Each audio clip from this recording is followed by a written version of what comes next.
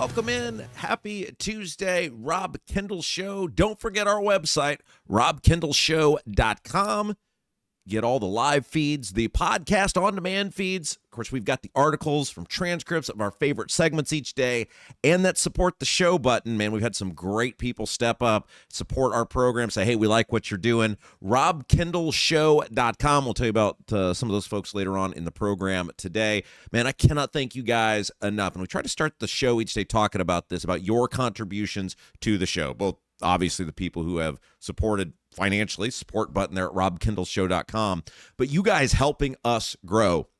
Man, we are closing in on that 2,000 subscriber count over on YouTube. That is phenomenal. In less than 4 weeks, I set the goal. I said I'd like to be there by end of day Wednesday, and we're getting close to that. You guys have totally stepped up helping us make that happen. So please continue to keep it going. If you haven't done it yet, hit that subscribe button. If you're watching us live on the YouTube feed, if you tell your friends about us, make sure they do it as well. Also, that little thumbs up, it seems like a small thing. It really does help us. Hit that little thumbs up button. Let us know that you like what we're doing. And most importantly, perhaps of all, share the feed. Share the feed. Hit that little share button. You got a Facebook account, you got a Twitter account, wherever it is, let people know you're watching, you're listening to the Rob Kendall Show. Speaking of listening, you know, we're available on demand on all the platforms, the Apples, the Spotifys. If you're listening to us on Apple, give us that 5-star review. Let us, that really helps us. Let people know. Let everybody know. Hit that share button. I know these seem like a lot of ass, and we kind of say the same thing to start the show every day. It is important. We see the numbers. We know what it's doing. We know that it's helping us grow, and that is your part right now. We kind of ask two things of you guys, really. Number one, share the feed, hit the subscribe button, give us those 5-star reviews, and two, reach out to our sponsors, our advertisers. Let them know you heard their ad here on our program. Let them know you're a regular viewer, you're a regular listener. Those things go a very long way because we're doing this organically. We're all in this together. Our victories are all ours together. It's the little engine that could, and we can't do it without you growing the Rob Kendall Show to cover Indiana news, politics, and government unlike anybody else. And boy, are we going to do that today. Oh my gosh, we have a barn burner of a show for you here in just a little bit. They are sending in the stooges now to try to save Braun, Mike Braun, governor of Indiana, because of course he can't speak for himself on this MidStates corridor. We have had such an impact on this. It's like a Scooby-Doo episode. They had this wildly horrible plan, and they would have gotten away with it if it weren't for you mingling kids over at robkendallshow.com. We're going to tell you about this ridiculous op-ed from failed quitter, former Lieutenant Governor Sue Ellspermann, coming up a little bit later. Some of you guys have been like, you're much nicer on the new show now. Well, can we get the old Rob back? Oh, you're going to get the old Rob today because this op-ed from Sue Ellspermann is darn ridiculous. But first, there may be an even more intriguing story, and this happened yesterday. Laura Loomer is feuding with the state treasurer here in Indiana, Daniel Elliott. Yeah, that's right. Laura Loomer. Many of you probably know of Laura Loomer. She is an investigative journalist. She's an internet influencer. She has the orbit. She is friends with the president of the United States. And I knew Laura Loomer years and years ago before she was famous, certainly to the level that she is now. The old Sunday show on WIBC, Laura Loomer used to be a somewhat regular guest on our show there. And we would talk with her about a lot of the investigative journalism that she was doing. She was probably most famous at the time. She went viral for going to Hillary Clinton book signings and somehow getting like right up to Hillary Clinton and being able to ask her questions. And then Laura Loomer essentially got deplatformed. She got canceled like pre-2020. She got taken off all of the platforms for different things she had said. This is when that was happening to a lot of people. And she got kicked off Twitter, all of the places. And Laura Loomer then got reestablished on all of these platforms over time when that was in vogue to kick all the right or MAGA people or whatever you want to call them off of the platforms. And then over time, she got re-added to, or whatever you call that. And she sort of became a much amped up version of herself than the person I knew on the Sunday show. Now, look, I follow her feed on Twitter. I think she's very interesting. I think she's very entertaining. But what we're about to talk about, I think she has some very bad information here. And while I find Laura Loomer very interesting and valued her opinions when she was on our old shows, I've reached out to her in various other platforms over the years. I think she has some very bad information. And I think we can use this as a cautionary tale in terms of when out-of-state internet influencers get fed bad information and say things they don't know anything about, and how it can kind of taint really good people. And I think that's what's happening here. So let's get into it. Laura Loomer yesterday, for some unknown reason, decided to essentially write a Dickens novel about State Treasurer Daniel Elliott. And she called him, I believe she referred to him as a Pence acolyte.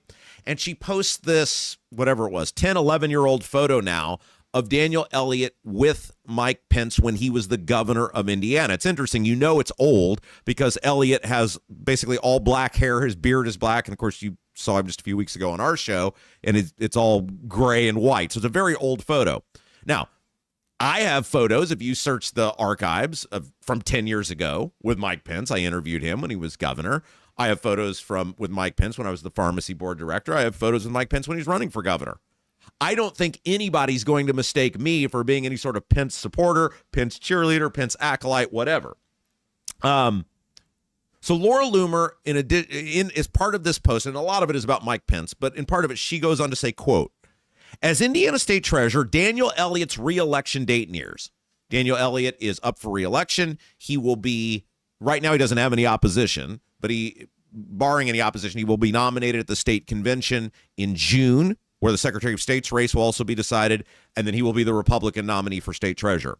She says Elliott's re-election date nears. It is expected that Elliott will attempt to sell his policies as, quote, pro-MAGA to Indiana voters, given President Trump's unquestioned popularity in the Hoosier state. Okay, stop. Numerous polls have come out that show Donald Trump barely above 50%. Now, if Donald Trump was on the ballot and ran for re-election, would he probably win the high 50s to 60% of the vote in Indiana, just like he did the last time or the time before that? Yes, absolutely, because Indiana's a Republican state. But I don't think Donald Trump has unquestioned popularity in the Hoosier state when numerous polls, including those done by Republican pollsters, have shown him hovering right around 50%, some a little under.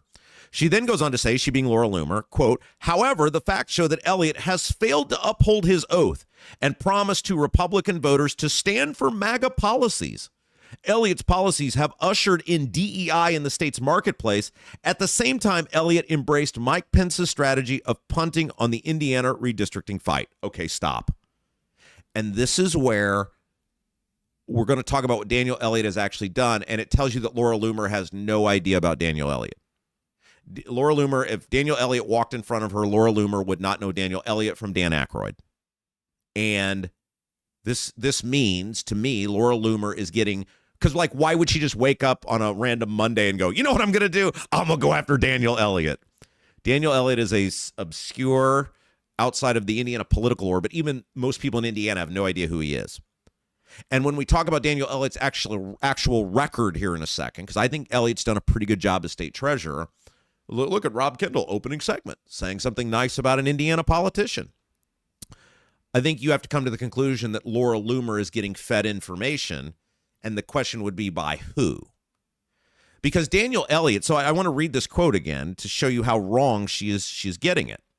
Elliott's policies have ushered in DEI in the state marketplace. Stop. Daniel Elliott, when he became state treasurer, took a very high-profile and controversial position, which was to kick BlackRock out of Indiana public investments because of their liberal policies. I think he got into it with us just a couple weeks ago when he was on our program about the meetings he had with BlackRock and his decision to remove BlackRock because he did not like many of their investment positions, the things they were investing in based on their liberal bent and their liberal policies. Look, nothing about Daniel Elliott's time as treasurer, and you guys know nobody's more critical of politicians who do bad stuff than me. As someone who knows Indiana politics and government, there's absolutely nothing about Daniel Elliott that promotes DEI. In fact, he has done the exact opposite, including taking on arguably the most powerful, most influential private equity firm in the world, BlackRock, and removing them from the state government investment. Daniel Elliott has also done what should be the core of a pro-MAGA policy, which is take on powerful corporations in defense of the taxpayers. Most recently, we've seen Daniel Elliott stand up to the Chicago Bears. We've seen Daniel Elliott literally buck the entire Republican Party in the State House, or almost the entire Republican Party in the State House, and stand up against the plan to give billions of taxpayer dollars to the Chicago Bears. We talked about the article yesterday from Abdul about how the Indiana Finance Authority that Daniel Elliott sits on did not go forward with a vote on the Chicago Bears, the bonds for the Chicago Bears stadium in Hammond, the proposed stadium in Hammond, because Daniel Elliott is a fierce opponent of that. He essentially confirmed that on our show a couple weeks ago. That is, to me, what the MAGA movement, the idea of taking on the rich, taking on the powerful, taking on the corporately connected in defense of the people. That's what Daniel Elliott has done. Daniel Elliott has also taken on lawmakers in the State House repeatedly. Remember last year, taking on the Senate over their plan to gut how local governments invest their money. Elliott tried to make it similar to how the state invests their money, because these local governments are bound in many cases to the banking industry, of which there are people in the Senate who are connected to the banking industry, including powerful senators who are connected to the banking industry. And they were trying to take down the ability of local governments to have the freedom to invest their money, to make more money, to help their friends in the banking industry. Elliott took that on. Daniel Elliott has repeatedly been one of the few people in the State House who will take on the Republican Party in the State House in defense of the taxpayers. And so for Laura Loomer to essentially say the exact opposite when there's no voting record, no history of Daniel Elliott advocating for policies that would line up with anything that she said, the only logical conclusion is, and she doesn't know who Daniel Elliott is, she doesn't know his track record, she's not familiar with Indiana, that she's getting fed information. And I don't think it's a great stretch to look at this and say, okay, well, who has Daniel Elliott been the biggest pain in the ass to? The answer is Governor Mike Braun. Daniel Elliott is the voice right now holding up just a bulldozer on the Bears Stadium movement. Daniel Elliott came out against AES being bought by BlackRock. Again, BlackRock, a very DEI, a very liberal from their policies and what they're investing in organization. And so I don't think you have to make a giant leap to say the person most pissed off at Daniel Elliott right now is the governor of the state of Indiana. And who would be feeding Laura Loomer information on the Indiana state treasurer? Like, what person? He doesn't have any primary competition at the state convention. So who's waking up each day? What person would wake up and go, you know who I'm going to get today? I'm going to get the state treasurer of Indiana. We're going to take him down. Why? Look, this is the bottom line is, and look, Laura Loomer does a lot of very interesting investigative work. She gets a lot of very interesting information. She was always a good guest on our program. This is not an indictment of Laura Loomer other than to say, I don't think she's getting accurate information. I don't think the people who are feeding her information have the truth at heart. And I think when we, and so for us, when you see internet influencers start commenting on quote unquote local politics, Indiana politics, they don't know these people. I said the same thing. And by the way, as it relates to redistricting, I never saw Daniel Elliott take a position either way. And I think he said, it doesn't matter what I think. I don't have a vote in it. It's a decision for the General Assembly. What, you think the General Assembly was going to flip because of what Daniel Elliott's position was? No. Daniel Elliott didn't come out against it. He didn't come out for it. He just said they're going to do what they're going to do. That isn't my lane. Imagine that. A politician actually wanting to stay in his lane. Hey, Diego, maybe you should try it sometime. We We have a politician in Indiana who's like, I just want to do my job, which is invest the state's money. Properly and responsibly invest the state's money, which is a non-political action, which is the job of all of those statewide. You guys realize that? Now, of course, people like Diego, they make it all political, but they shouldn't be. The comptroller, the state treasurer, the secretary of state, the attorney general should all be, their jobs are to do the will of the General Assembly, to administer the will of the General Assembly and the governor who sign laws together. Not be political, not bring your own opinions into it. You are an administrator. It should be a boring job. You should be boring. I like Daniel Elliott. Why? Because he's competent and he's boring. He'll probably hear this and go, well, that sounded kind of mean. No, it's a compliment. The same reason I think David Shelton would be a good Secretary of State, the guy running against Diego at the convention, because he's competent and he's boring. Now, I think David Shelton needs to get a little fire up his backside, because I don't think he's going to win at convention unless he does. But in terms of doing the job, he would be great because he's competent and he's boring. But we have to be very careful when these people not from Indiana, who don't know Indiana, start putting out information about Indiana and Indiana politicians, because they're getting fed it. They're getting told it. So when they're parroting it, you're essentially hearing, it's like, remember in the Japanese movies where they adapt them for America, and you'd have American voices, but the mouths don't match, and it's like someone speaking Japanese, but it's an American voice? That's essentially what you have here. The voice, in this case, is Laura Loomer's. It's her Twitter account putting it out, but it's someone else's voice behind her, because nothing that she put out there, when we look at the actual facts, line up. Daniel Elliott has not been for DEI. He's been one of the few people to fight to get DEI out of our government. And this is not some cheerleading session for Daniel Elliott, but he is one of the few guys fighting against giving away billions of dollars of our money to the Chicago Bears. He is one of the few people who has publicly taken on the General Assembly.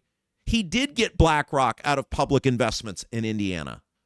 All of those things should be commended, and hopefully someone who has access to Laura Loomer will be able to get to her about the truth about Daniel Elliott's actual record. I know she has a podcast. Maybe she would be willing to have him on. Daniel Elliott is one of the few people in state government who should actually be applauded for their actions, and we have to be very careful when outside people try to take those people down. Look, Laura Loomer wants to hate Mike Pence, do it all day, every day. But I don't think Daniel Elliott is a Pence acolyte.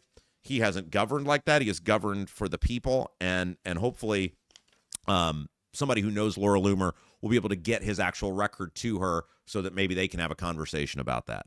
All right. Do you want to thank the fabulous people who have been supporting our show over at robkendallshow.com. We couldn't do this without you. We've got a support button up there right at the top. $1, $10, whatever. It's all appreciated. Want to thank Tim, Timothy, and Derek, who all hit that support button yesterday over at robkendallshow.com. Let me tell you about our friend Lauren Wilson. Don't leave your biggest investment to chance. Work with Lauren Wilson, a realtor who is Hoosier through and through and a military veteran. She's also dedicated to a higher standard of service. Lauren Wilson is ready to help you start your next chapter. Real estate is about big life changes, and Lauren Wilson gets that. Whether you're upgrading for a growing family or downsizing for retirement, Lauren provides a hands-on experience that takes the stress out of the process. She's all about clear communication and deep local roots. Give Lauren Wilson with @Properties a call for your next move. 317-590-2290. That's 317-590-2290. 317-590-2290. All right, let's take a quick break. When we come back, the Stooges are being sent out to try to save and excuse the governor and his involvement in the MidStates corridor. Unbelievable op-ed from the former failed quitter Lieutenant Governor Sue Ellspermann. We will talk about that next. You're watching Rob Kendall Show. Are you seeing cracks in mortar, moisture working through walls, facade or structural failure beginning to surface? Bramwell Mackay sets the standard for exterior and structural building solutions. Our 40-year master masons and industry experts address moisture intrusion, failing foundations, masonry deterioration, and more. From preserving historic landmarks to addressing modern building envelope issues, Bramwell Mackay delivers full-spectrum service with white-glove professionalism. In Indianapolis, call 812-33-BRICK. 812-33-BRICK. Buying a home or thinking about refinancing? Work with someone local who understands the central Indiana market. Gary Tedrow with Verity Mortgage helps homebuyers and homeowners explore options for purchasing, refinancing, or even consolidating higher interest debt through their mortgage. Gary's approach is simple, clear advice, and personalized guidance, so you can make confident decisions. Visit loansbygary.homes to learn more or get started today. You've got nothing to lose but dollars on your mortgage payment. So call for a free, no-obligation quote, 317-695-5179. Gary Tedrow, NMLS number 179207 with Verity Mortgage, NMLS number 70345, an equal housing opportunity lender. Are you a Clay County resident who is ready to be part of creating a brighter future for our citizens? Doug Cobb is running for county commissioner and will bring fresh perspective to the table. A local farm and business owner, he has skin in the game of our county's success. He knows that a great team can accomplish so much more than any one of us alone and is ready to create a brighter future for Clay County together. The committee to elect Doug Cobb approves this ad. Paid for by Linda Cheatham.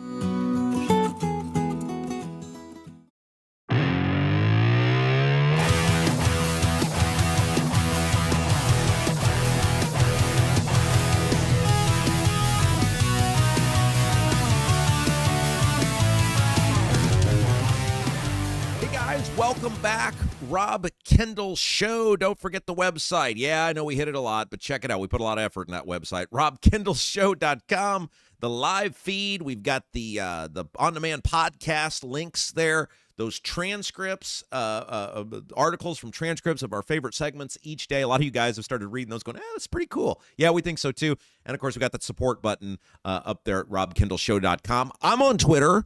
At Rob M. Kendall. Lots of topics that we talk about here. We hit on Twitter. And every morning before we come on the air here, I try to do pop in for a 3 to 5 minute preview of what we're going to talk about each day on the Twitter sphere, usually about 9 a.m. Also hit it up on Facebook as well. And like I said, guys, just please keep hitting the subscribe button. If you haven't, hit that thumbs up. Hit that thumbs up. It sounds like a little ask, but it is a huge deal to hit that thumbs up each day and share this feed. We are closing in on that 2,000 number for subscribers, and this show is growing, which is great. The show is growing, which is great. We see these numbers. We see the analytics on the numbers. And if you're an Apple podcast person, if you're listening on the Apple podcast, we don't want to forget about you either. Please give us that 5-star review. Takes just a second. It's very important. Share that feed up there as well. All right, so we've got to talk about this op-ed that came out in the Indy Star today by former failed quitter Lieutenant Governor Sue Ellspermann. Now, let's remind everybody real quick. And by the way, this is not an indictment of the Star in any way, shape, form, or fashion. I think it's great. The Star gives me a voice over there, as we've talked about, which we'll talk about more in a second. This is not an indictment of the Star. I think it's great that they give voices. I think that's great they have differing opinions. But if you're going to write it and put it in the Star, we're going to talk about how ridiculous what you wrote was. That's the deal. So Sue Ellspermann, you're saying Sue Ellspermann, that's a total name from the past. Let's tell you about who Sue Ellspermann is before we get into what she wrote. Sue Ellspermann was an obscure state rep from Southwest Indiana who Mike Pence picked because she was a woman and she was from Southwest Indiana. I know. I was, a volunteer on Mike Pence's campaign at the time on the conference calls, etc. They were very concerned about Mike Pence's play with women and about how he would do in the southwest part of the state. She checked the box. I think she'd only been a state rep for a couple of years. No one knew who she was. She was not picked because she was qualified. She was picked because she was a woman from Southwest Indiana, which neither here nor there. People pick unqualified people all the time because it helps them out. See Mike Pence becoming the vice president. Certainly wasn't about his governing history. Pence was picked by Trump because he brought a voter base that had concerns with Trump. That happens all the time. So Sue Ellspermann is lieutenant governor. She's picked by Pence. They win barely. If that election in 2012 had gone on another week, he would have lost because of the whole Richard Murdoch blunder. But they win. They have a largely uninspiring first couple of years. Pence doesn't do anything of note, doesn't accomplish anything, gets told to sit down and shut up by the General Assembly, and that's basically what he does. Fast forward, Pence coming up for re-election. Ellspermann, who hasn't accomplished much while she's lieutenant governor, basically decides that she don't want to deal with Pence anymore. And she wants out and quits on the people of Indiana. She quits on the people of Indiana. And of all the things, wouldn't you know, she was the most qualified person in the entire state. 7 million people. And the most qualified person to run Ivy Tech in the entire state was Sue Ellspermann. You ever notice how these politicians, and we'll talk about another one later, when they leave, they never go to like a used car lot? You ever notice how they never go to run a Wendy's? It's always like some other cushy job. So Sue Ellspermann, conveniently, she don't want to deal with Pence's bullcrap anymore. She knows Pence is probably about to get his ass kicked by John Gregg. She knows Pence is going to have to go super negative to have any chance against Gregg. And so she quits. And the damage that decision did is being felt across the state to this day. Sue Ellspermann being a quitter gave us Eric Holcomb. Reminder, Eric Holcomb was a Mitch Daniels stooge, then became a Dan Coates stooge. That was most of Holcomb's life. He was a Republican Party stooge before all of that. And Eric Holcomb was running for U.S. Senate against Marlin Stutzman and Todd Young. Marlin Stutzman, who was the conservative, that was back when Marlin Stutzman was conservative, was smoking the field because Young and Holcomb were pulling votes from the same block. So in a three-way race, it left Stutzman in the lead. Holcomb was a hindrance to Young because Holcomb was running a horrible campaign, but he was taking enough votes from Young's pool of people that it was putting Stutzman in the lead. Holcomb was flat out of money. His campaign was reduced to shooting baskets in all 92 counties. That was his big media strategy. I'm going to go shoot baskets in all 92 counties. And so conveniently, and isn't this amazing how this all worked out? Ellspermann, of all the people in the state, got to be the head of Ivy Tech. And of all the people to be lieutenant governor in the entire state, the hyper-qualified people, who did Mike Pence pick? Some guy who had he ever held elective office? I don't think so. Certainly had no governing record to speak of whatsoever, and was viewed so poorly by the voters that he was dead last in a U.S. Senate primary. Like, not like he was kind of last, not like, hey, one guy's at 35, one guy's at 33, and one guy's at 27. He was like way, way last and totally out of money and down to shooting baskets in all 92 counties. And Mike Pence just said, well, of all the people in the state, Eric Holcomb is the most qualified person to be the lieutenant governor.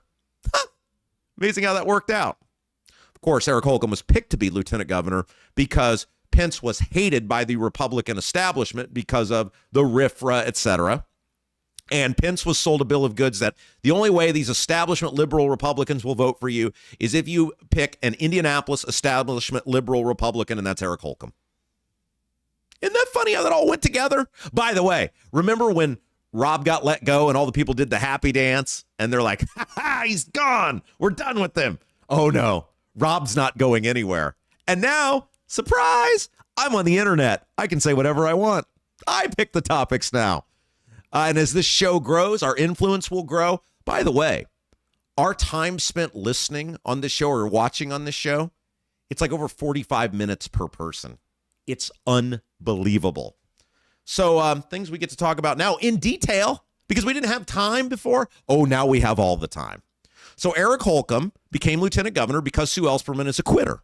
And, of course, Eric Holcomb became the governor because he was lieutenant governor because Pence went to run for vice president. So you can thank Sue Ellspermann, who quit on the people of Indiana to take that cushy job at Ivy Tech. You can thank her for the reason all the crap that under Holcomb that happened. Because if she hadn't quit, there wouldn't have been a Holcomb. The tax increases, the crony capitalism, the IEDC stuff, the masking, the shutdowns, all of it. The growth of government, the influx of foreign workers. the ballooning of irresponsible choices in Medicaid, all of it, all the Holcomb stuff, you can thank because Sue Ellspermann quit on the people of Indiana. All right. Now let's talk about this article by Sue Ellspermann in the Indy Star and about the MidStates corridor. Now, why are they doing this? Why are they sending her out to write about this? Now, by the way, Sue Ellspermann is involved in the governmental construction that is trying to create the MidStates corridor. She's one of the appointed people. I believe it's on one of the boards that controls the Regional Development Authority. I think that's the board that she's on.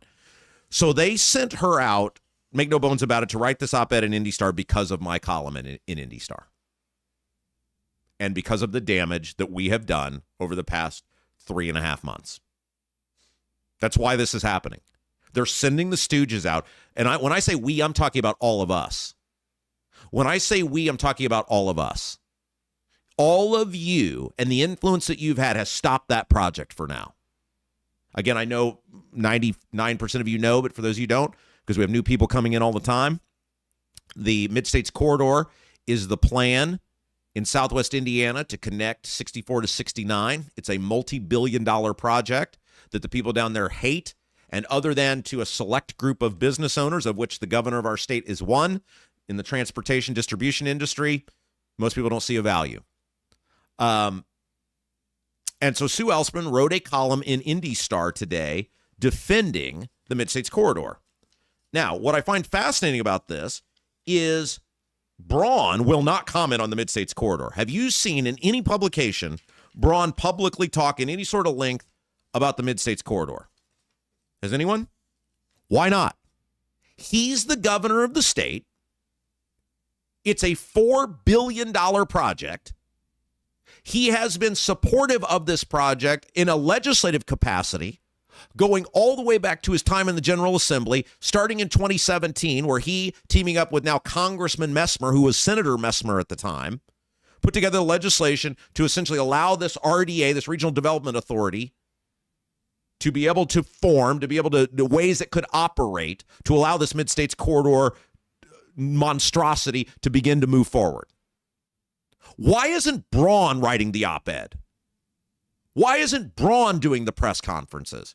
Mike Braun, the same governor who proposed $6.5 billion in tax increases to fund I-70, somehow has $4 billion laying around to fund a stretch of road. So the road that everybody uses and everybody wants, I-70, vital to transportation, vital to movement in our state. No money to help you with that without $6.5 billion in tax increases. But this little stretch of road in southwest Indiana that everyone hates, that got you a 62% disapproval rating in one poll in your home county, that 81% of the people in your home county are against, that seemingly few people benefit other than you from, oh, he's got $4 billion laying around for that. Why isn't Braun out talking about that? I'll tell you why. Because he has no answer for it other than it benefits him, and that's why he wants it. His family is quoted in the document. I talked about it in the Indy Star article, saying how this road will benefit his family business. It's in black and white. He can't erase it as much as he wants to.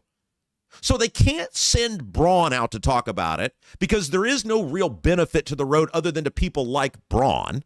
There is no logical reason you would raise taxes by $6.5 billion on a road everybody wants that needs repaired, and yet come up with $4 billion for a road few people want. So they can't send Braun out. They can't send Braun out because it's indefensible. He has no answer, and Braun is awful in front of the media. Braun is awful in interviews, and Braun says stupid stuff every time he opens his mouth. So what are they doing? They're sending out the stooges. They're sending out the lackeys. They're sending out people like quitter, failed former Lieutenant Governor Sue Ellspermann to try to make you think there's something going on here. What's going on here is we're having an impact. What's going on here is we are making a difference. What's going on here is we are winning. The lawmakers have caught wind of this, thanks to us. The lawmakers are aware of this now, thanks to us. No, they're never going to give us any credit for it, but we don't need the credit. We just want the bad policies to be stopped. And now Braun's got a big problem because this thing was just chugging along. Chugga, chugga, chugga, choo-choo. And then all of a sudden, the big roadblock's been put up. Now he's got to go any project above $250 million, which this one will be. He's got to go to the state budget committee, which means more public scrutiny, more public debate, more public conversation. Every time this project gets the spotlight shown on it, Braun looks bad, and Braun looks like he's wasting billions of your money that could be much better used somewhere else to help himself and help his family business. So they send Ellspermann out, and I want to read you some of the lines from her Indy Star op-ed, because I think this is fascinating. They basically, like, it gets framed almost like we're in a Scooby-Doo episode. You know how at the end of every Scooby-Doo episode, they pull the mask back and reveal who the ghost actually was? And Fred and Wilma and is Velma? Is that one of the other ones? Velma, right? It wasn't really a ghost. Let's see who it was. And the line is always something like, and I would have gotten away with it if it weren't for you and you meddling kids and your awful dog. We are the meddling kids and the awful dog, right? That's like what this comes off as. Here's one of the lines. Few in central Indiana would have found this project newsworthy if the opposition, primarily those whose property will be impacted, hadn't amplified their concerns far and wide. Translation?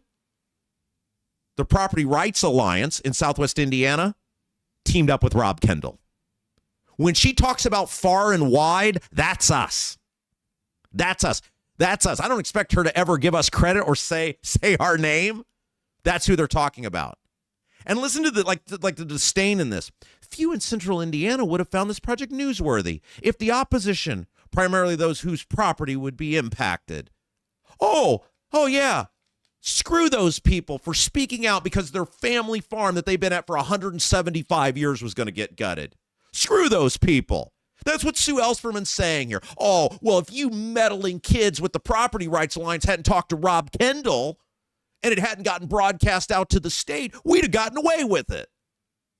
The people of central Indiana, Sue Ellspermann, have a highly vested interest in the results of this project because they're paying for it. The arrogance of this woman. Well, the only reason you people know about it or care about it is because Rob Kendall got it. No, people have a right, and it tells you how the state operates. They operate, they depend on, they thrive on suppressing information. That's what they do. Because if it doesn't get to the right media in central Indiana, the right media willing to take it on, the right media willing to lose everything for their audience, the right media being the people, the person who always puts the people ahead of themselves, this would have gone forward. That's how the state of Indiana, the Republican Party, operates. They need you not to know about it because once you know about it, and she writes it here, like she puts it in print. She put it in print probably because they still don't get it. My mind doesn't work the way anybody else's mind works. This is why I've been successful at it. I have life experiences that nobody else has. I've seen these people on the inside. It's like one of those guys that escapes the cult, that runs away, that gets away, and then is on the documentary telling people how things worked inside the cult. They let me in years ago behind closed doors. I saw it all. Most people see it, and they say to themselves, well, how can I get rich off of this? How can I benefit myself off of this? Because I was raised to do what's right, I was raised to know right from wrong, saw this, and I was mortified by it. And I said, I've got to get the hell out of here and tell everybody about it. And that's what I've spent the past decade and a half doing, is telling people about how rotten this is. So normally you can write something like that. Someone like her can write that, and it doesn't get broadcast. I know what they're saying, and I'll tell you about it. She goes on to say, quote, the most difficult reality of the MidStates corridor is the loss of homes, property, and farmland along the route. Unfortunately, that is the case with all new infrastructure. Whoa. It's one thing if you have a vital piece of infrastructure that is going to benefit everyone, and there is a clear benefit to society as a collective. When we're talking about eminent domain, when we're talking about seizing state property, that's one thing, and that's a hard conversation to have. This project, lady, ain't that? This project benefits a very select group of people at the expense of everyone else. This is not a project that you steal land from people over. One of the things I'm most proud of as an elected official, I never had to use eminent domain.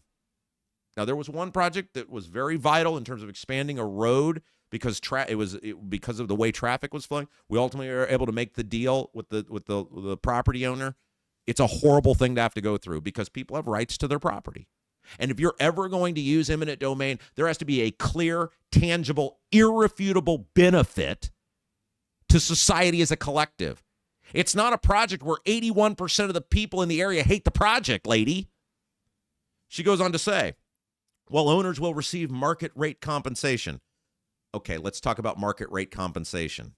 That's where the state comes in with a couple of appraisers, and they appraise the value, and they tell you what it's worth. And I think you have to take the average of the two. Somebody correct me if I'm wrong on that. Market rate is what some appraiser says. The actual market rate is what you say it's worth. It's your land. You bought it. You own it. The government doesn't own it. That's the market rate. Not the government coming in and strong-arming and taking the average of a couple of appraisers. Money will not replace their loss. No kidding, woman. 175 years of history. We interviewed one of the people, and there's numerous people out there that are going to be impacted by this. We interviewed, Jason did, sent producer Jason down there and interviewed this lady who their family farm, 175 years. I'm going to go right through it.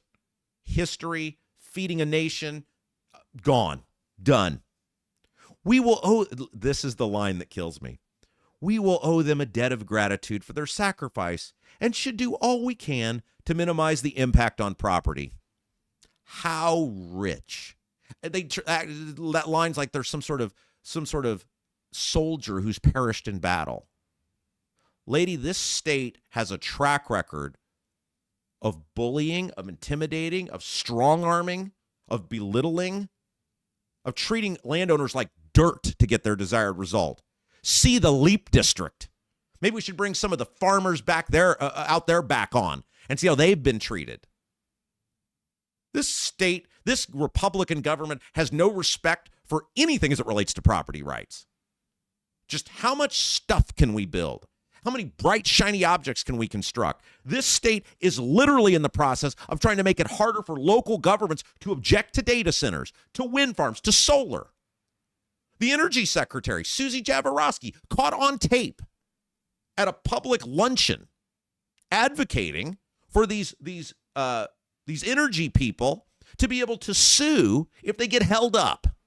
Don't talk to me about how you respect landowners or owe them a debt of gratitude. You people don't care about anybody but yourself. Then I want to read this line. Thus, Governor Mike Braun, because part of what she tried to do in this article, and this is fascinating, and this shows the impact we have, she tried to lay out, she being Sue Ellspermann, tries to lay out the history of the MidStates corridor and tries to make you believe, well, Braun's impact is minimal on this. Like, this was before him. Like, he was kind of a part of it, but a lot of this was way before him.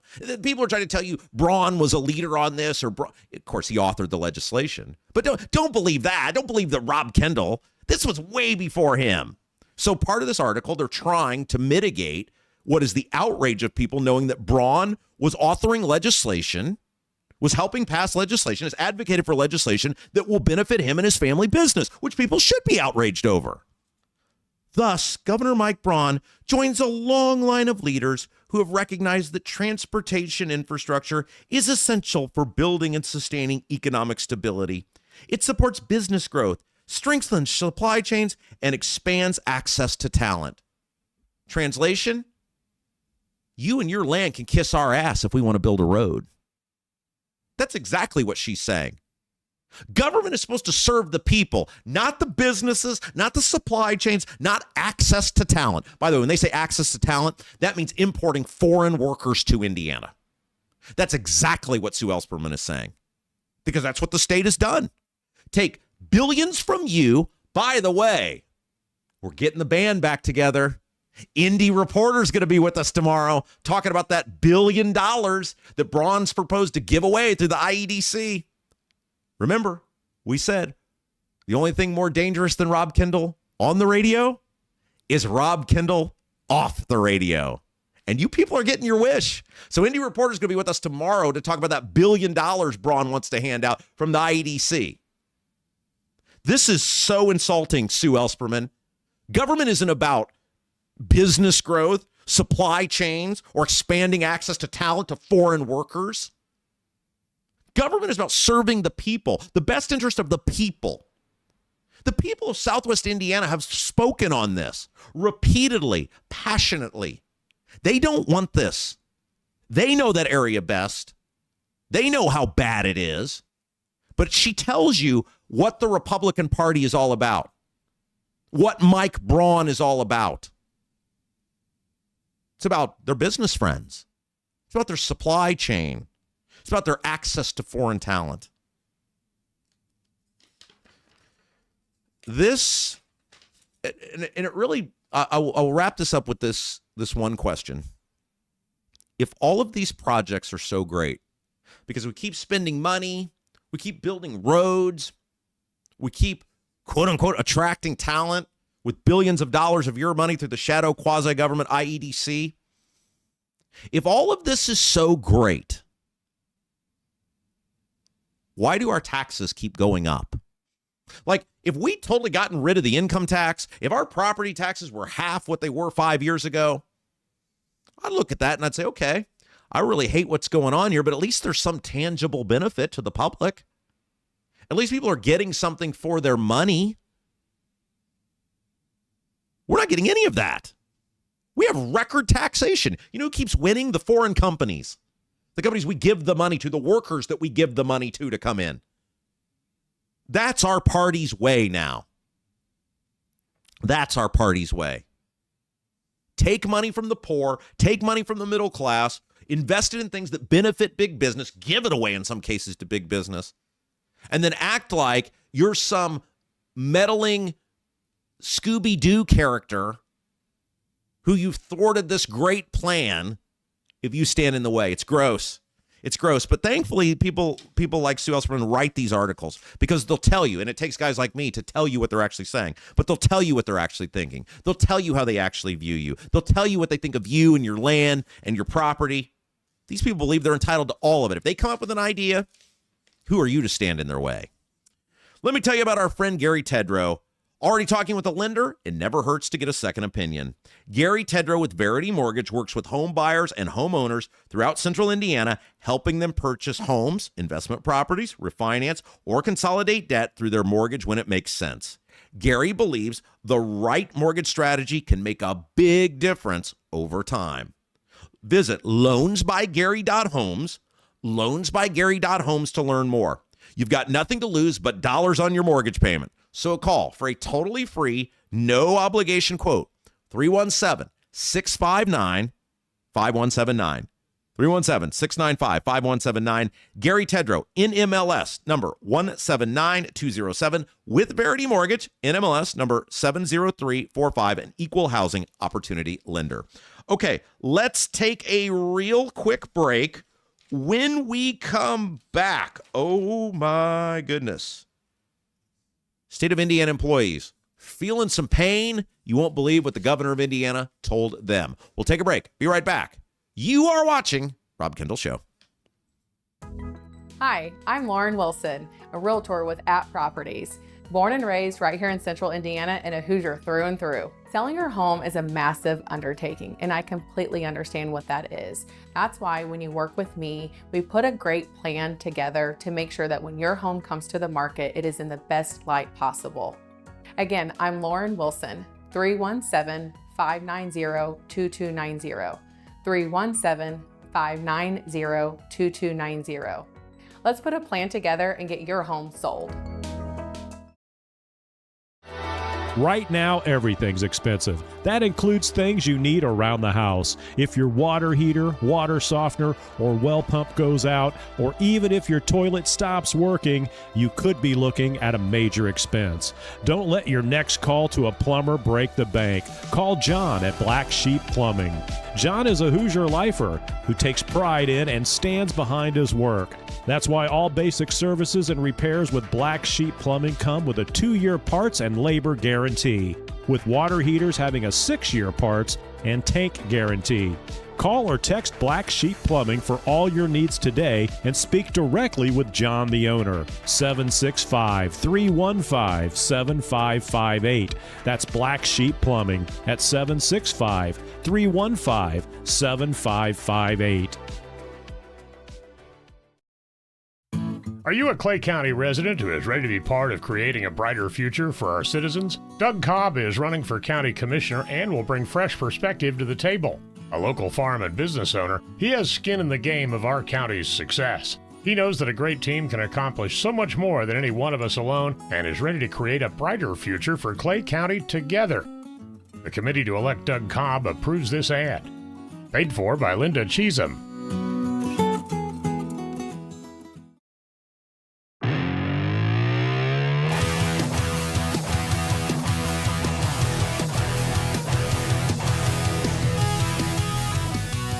Hey guys, welcome back. Rob Kendall Show. Look, you guys know me. I'm a pretty modest guy.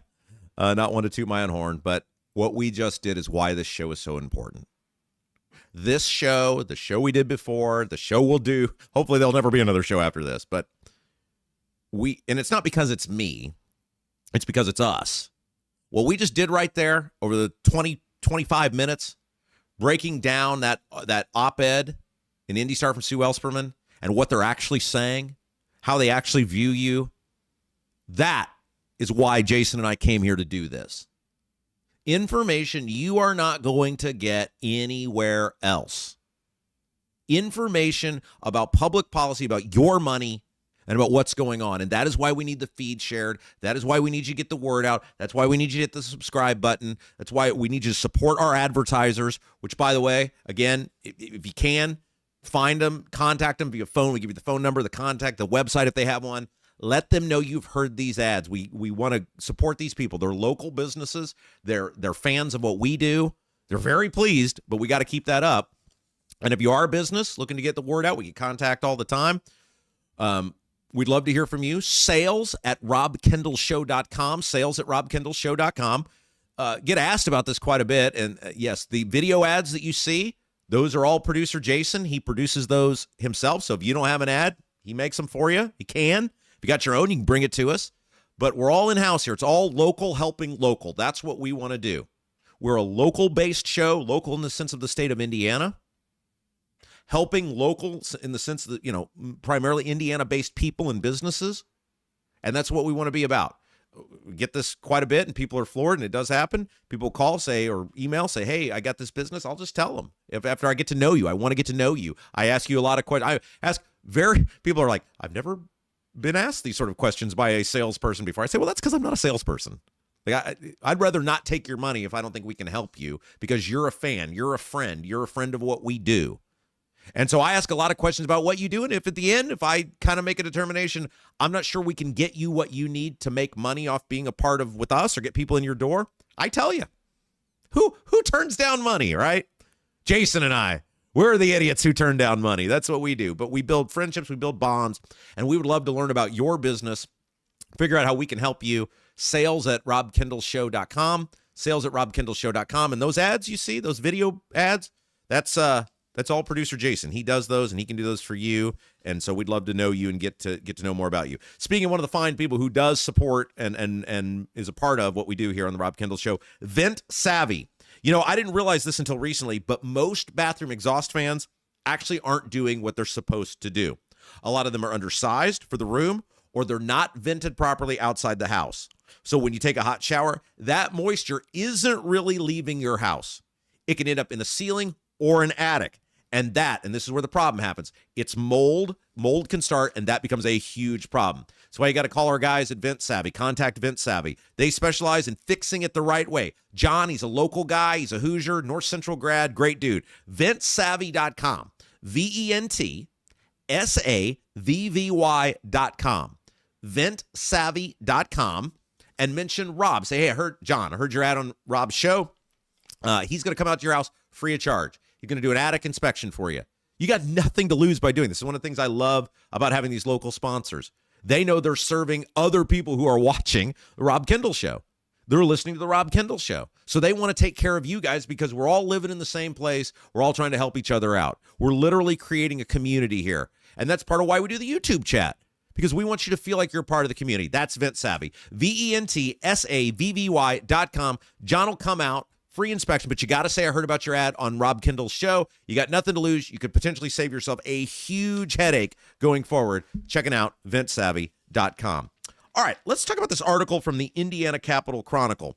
Next time you guys want to look up complete waste of time, glorified floor show in the dictionary, what this next article is about, there may be a picture of that. By the way, speaking of Capitol Chronicle, Nikki Kelly will be with us tomorrow. We've got each week. She is one of the best reporters in the business. We love the Capitol Chronicle. We love promoting them. They provide great content for our show. Everybody should bookmark and check out on a daily basis. If you're like, what does Rob read? I get asked this quite a bit. Like, what do you read each day for your show?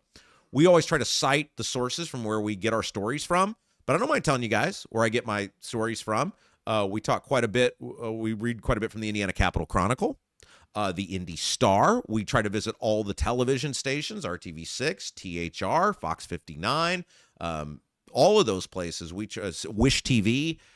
We delve into all the IBJ, all of those places we visit, we look at, and that's where we pull our stories from. We try to support local media that is covering good stories, holding our media accountable. This one comes from the Indiana Capitol Chronicle. So the IURC is encouraging you to, quote, bring copies of your utility bill to an affordability listening tour that they're about to embark on. So let's remind everybody how this works. I know most of you are longtime listeners, you're veterans, but we have new people coming in. This is for you to remind you how utility bills work in the state of Indiana. The government, per se, has no control over your utility bills. By government, I mean the state Senate, the state House, the governor, the people who normally levy taxes, they have no control. What they do, the governor does, is he appoints a 5-member board called the IURC, the Indiana Utility Regulatory Commission. And they are the people, the 5 people appointed by the governor, who are in charge of setting utility rates. Utilities are a monopoly. They have total control over the area that they're allowed to serve. You can't shop it. You can't price check it. You have to use whoever the government says. And the only line of defense from your utility bills going up, the utilities can ask for rate increases whenever they want. There's no punishment for them asking for a rate increase. This IURC is the only one who can stop them. And over the past decade, they have not done a good job under Holcomb, thanks to former Lieutenant Governor Sue Ellspermann, who got to be governor because Ellspermann quit on the people of Indiana. The IURC has done a horrible job of pushing back on these utilities, done a horrible job standing up for ratepayers. So Braun got 3 appointments this past year, and that new IURC is embarking on this listening tour where they want you to bring your utility bills. They're going to locations all across the state. And it's a 10-session tour, according to the Capitol Chronicle, that will start this week after they're having this meeting with the 5 for-profit utilities. So there are 5 for-profit investor-owned utilities in the state of Indiana. They are the 5 big ones. Now, of course, many of these same companies are the ones that were funding the Indiana Economic Development Foundation, which is how lawmakers, appointed people, were taking trips to foreign countries through the IEDC. But no conflict of interest, right? The government's totally on your side. The government's totally standing up for you. Oh, sure, these 5 big utilities gave all this money to the government, but don't pay any attention to that. It's just the way it went. Sure, they got these investor utilities got all these rate increases over the past decade, but it's all a big coincidence, right? These things aren't tied together. So they're going to have the IURC is going to have some big powwow with the get together with the 5 investor utilities, and they're going to go on this listening tour. Now, this is the quote from Andy Zay, who is now the chairman of the IURC. Andy Zay was a senator who gave up his job being a senator to be appointed to the IURC. Quote, "These listening sessions are an opportunity for us to meet with people in their local communities to share some insights into the commission and hear from our fellow Hoosiers. Quote, we look forward to hosting productive and civil sessions." Okay. Andy Zay was a state senator while all of these rate increases were going on. And unless someone can direct me to quotes and rallies and whatever from Andy Zay while he was a senator as the rate increases were going on from the IURC, I believe he did two things to stop this as a senator: jack and squat. But now we're led to believe that a guy who didn't do anything when he was a senator — by the way, Andy Zay's claim to fame as a senator was he kept trying to pass the state sandwich as the tenderloin, to try to make the tenderloin the state sandwich. That's the sort of hard-hitting, real public policy standing up for you we got from Andy Zay. Someone correct me wrong, but I believe that was Andy Zay was the tenderloin sandwich guy. Now we're led to believe that a guy who didn't do anything as a senator is suddenly, as the chairman of the IURC, very concerned. He's very worried about your utility bills, and he wants to have a listening session. Well, I guess, okay, great. I guess that's fine that you want to go, but shouldn't you already know what's going on with the utility bills? Why do you need a listening session to know what's going on with the utility bills? Here, let me spell it out for you. They're way too high. They've skyrocketed. People's bills have gone up 20, 30, 40% over the past 5 years. People are being forced to make very hard decisions in their homes because they can't afford their electricity or their gas. There. How about that? That's my public comment, former Senator Zay. I won't be able to attend the listening tour. I'm going to be working. Maybe somebody can let Andy Zay know my utility bill is too damn high.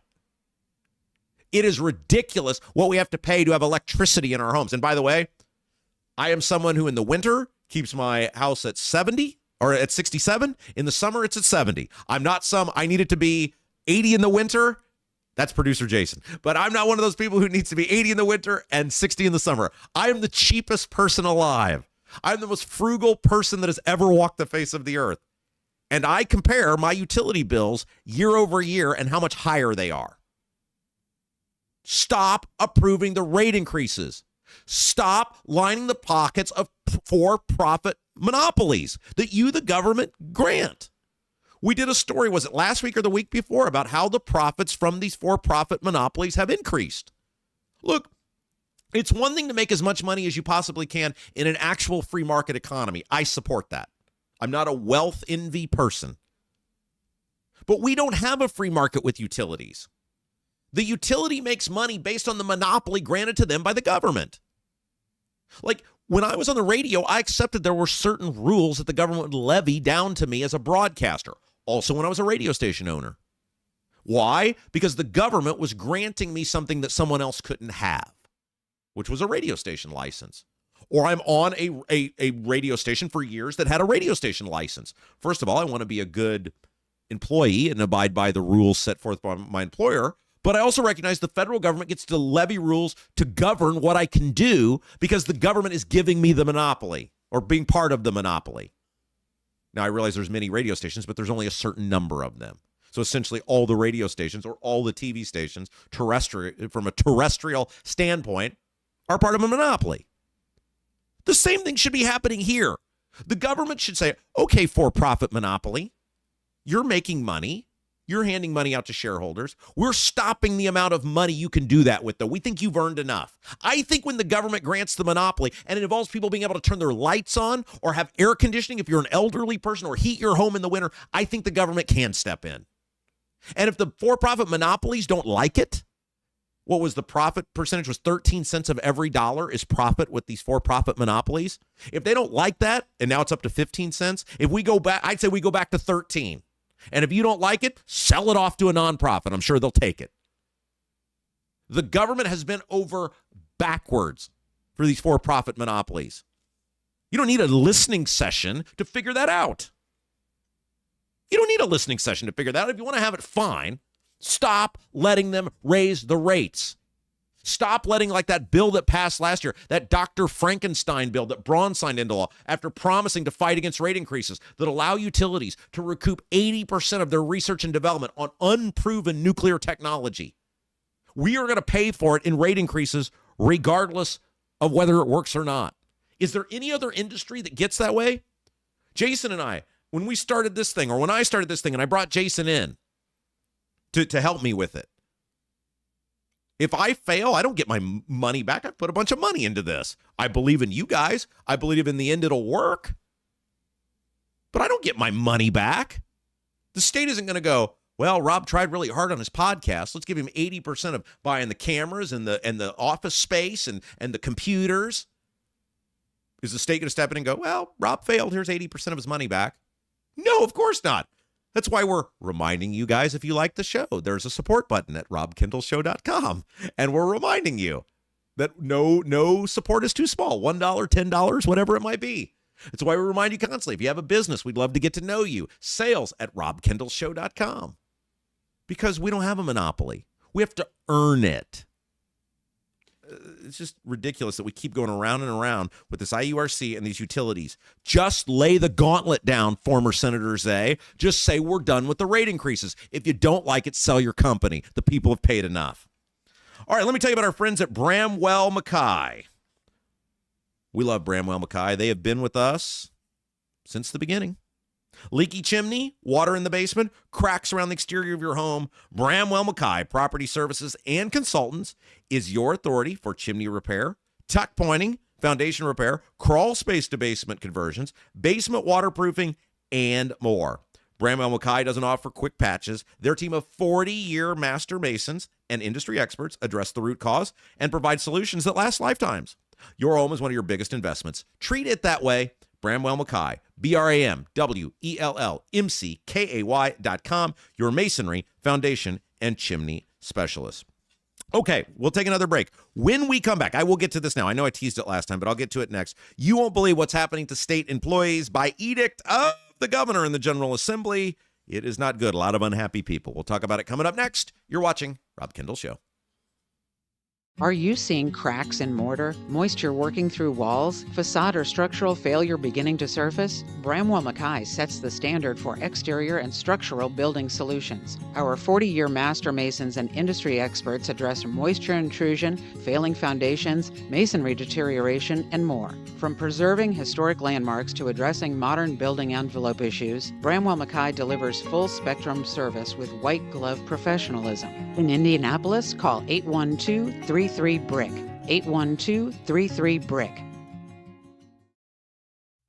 Are you a Clay County resident who is ready to be part of creating a brighter future for our citizens? Doug Cobb is running for county commissioner and will bring fresh perspective to the table.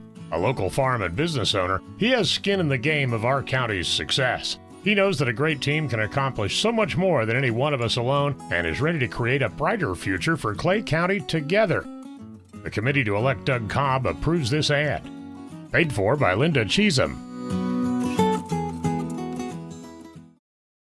Your bathroom fan could be secretly costing you thousands of dollars in damages. Most people don't even know this until the damage is done. With over 18 years of bathroom remodeling experience, here are 3 signs your fan is failing you without spending a dime on inspections. Sign number 1 is if you have foggy mirrors after you shower. This shows that your fan isn't pulling out enough moisture, which creates the perfect environment for mold. If you have a properly functioning bathroom fan that is the right size for your space, you shouldn't see much fogginess on your bathroom mirror at all. Sign number 2 is if you have bubbling, cracking, or peeling paint in your bathroom. This means moisture is soaking into your walls, slowly breaking down drywall, and even causing the wood framing behind it to rot. Sign number 3 is if you have mold buildup on your fan, ceilings, or walls. This is terrible for your health, but also could wreck your bathroom, costing you a fortune. If you're noticing any of these signs, here's what you can do. Call Vent Savvy today at 317-300-4434. That's 317-300-4434 and mention Rob for a free attic inspection.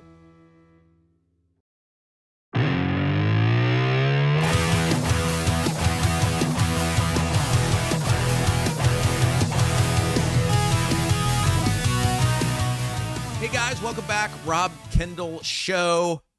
Okay, so we're going to do the YouTube comments from producer Jason. There is a fabulous comment that we are going to do a little bit of a deep dive on.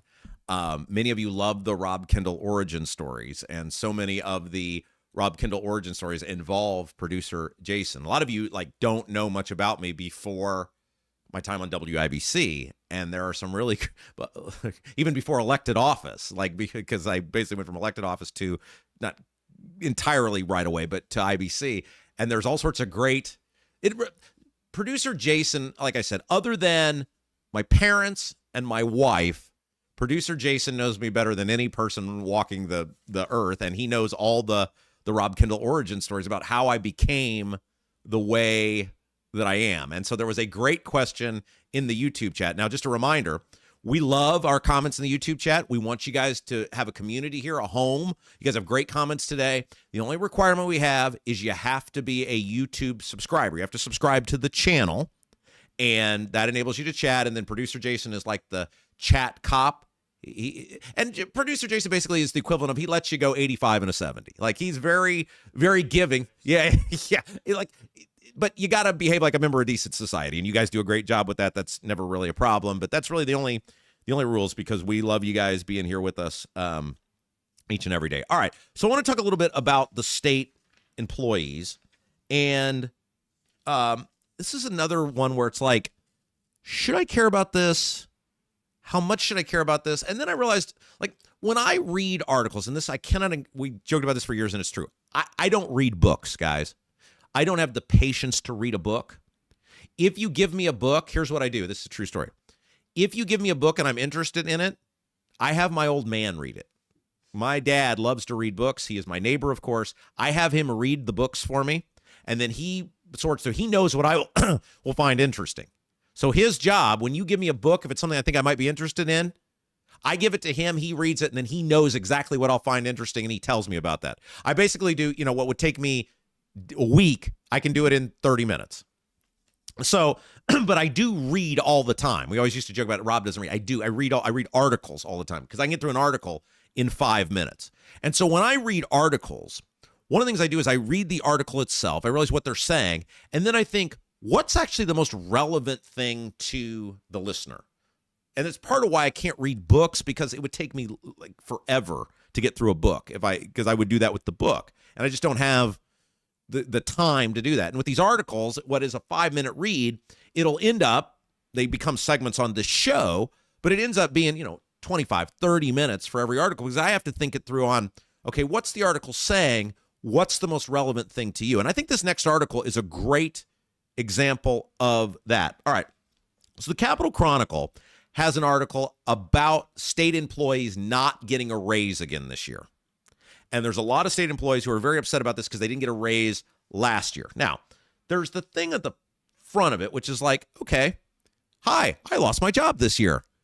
Am I going to cry tears? A lot of people have lost their jobs. The economy's constricting. It's tough out there.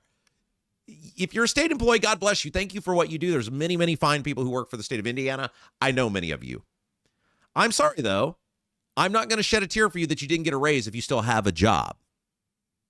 And there's a lot of benefits that come with working with the state. Not saying those people don't earn them.